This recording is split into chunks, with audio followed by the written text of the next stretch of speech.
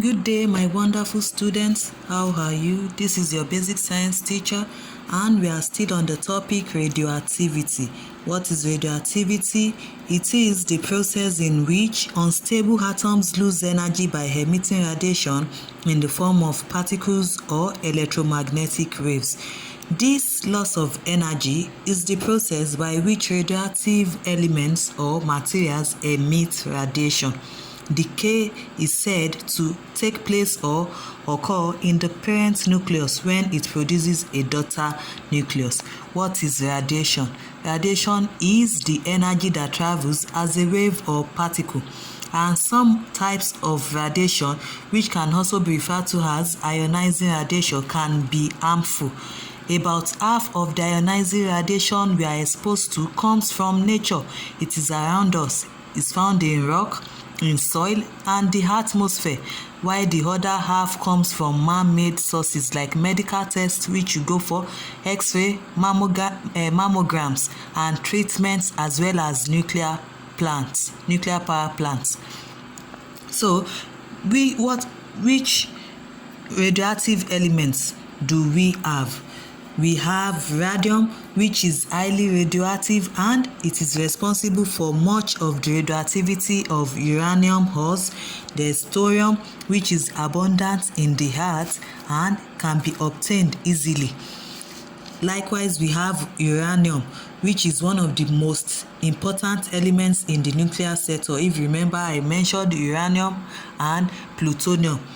So uranium, it is the basis of nuclear power reactors, which is used for nuclear bombs, and it is also used as radiation shielding and as bullets because it is very hard and more dense than lead. Then we have polonium, which is found in nature in minute quantities, in very small quantities. Then radon. This radon, it is found in rocks and it is very dangerous. It is generated by the radioactive decay of thorium, which I've mentioned earlier. The radon gas is radioactive and it can seep out of the ground. You know, I mentioned that it is found where? In rocks. So it can seep out of the ground and collect in basements, causing lung cancer. You won't even know that there's radon gas in your basement. It is very, very dangerous. Then the last one, we have plutonium. Plutonium, it is highly regulated, just like uranium. And why is it highly regulated? It is due to its application in the industries to make nuclear bombs and nuclear power reactors. This is to prevent another Hiroshima. And this plutonium is very, very dangerous.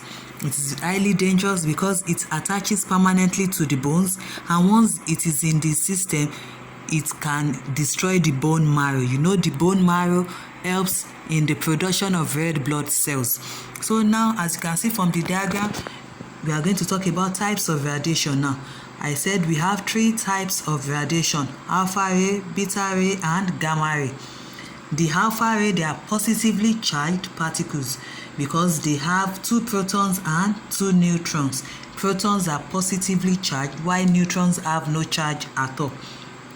And these alpha rays, they are large and cannot penetrate very far into matter. As you can see from the diagram, it is stopped. Alpha ray is stopped by a sheet of paper. It has low energy and it also have low penetrating power. Okay, now the next one that we have is beta rays. Beta rays, they are negatively charged particles. Negatively charged particles called electrons.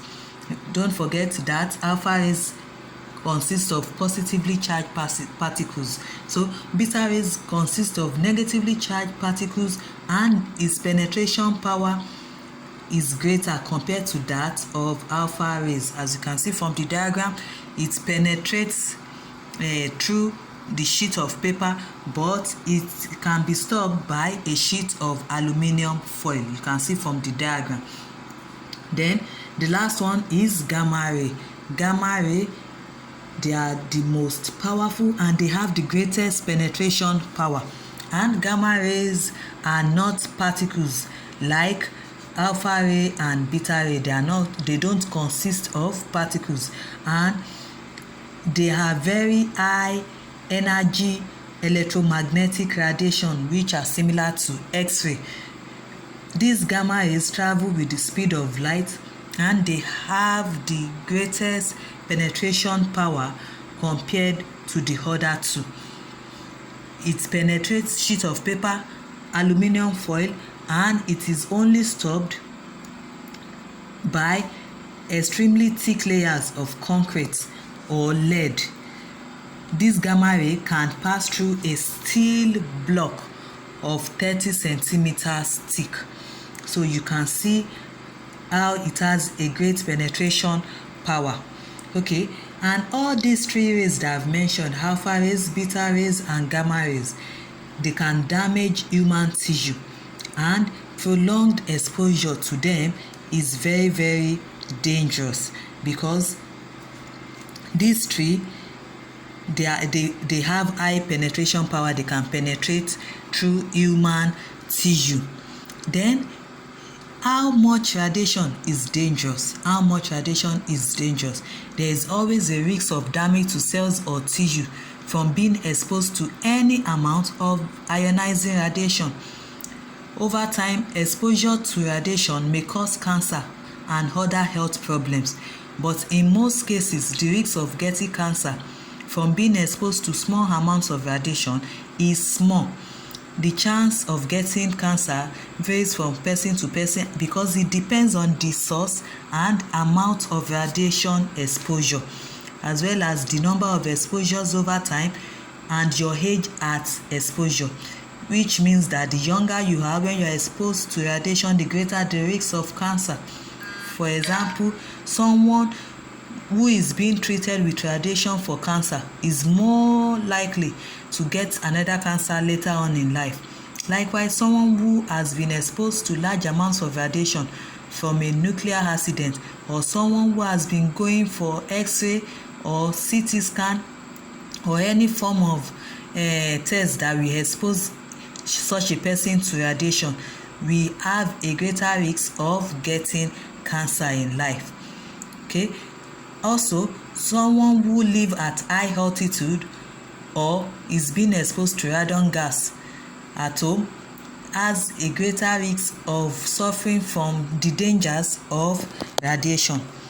Likewise, exposure to radiation can cause mutation as well as sunburn when someone is exposed to large quantities of sunlight. I hope you understand.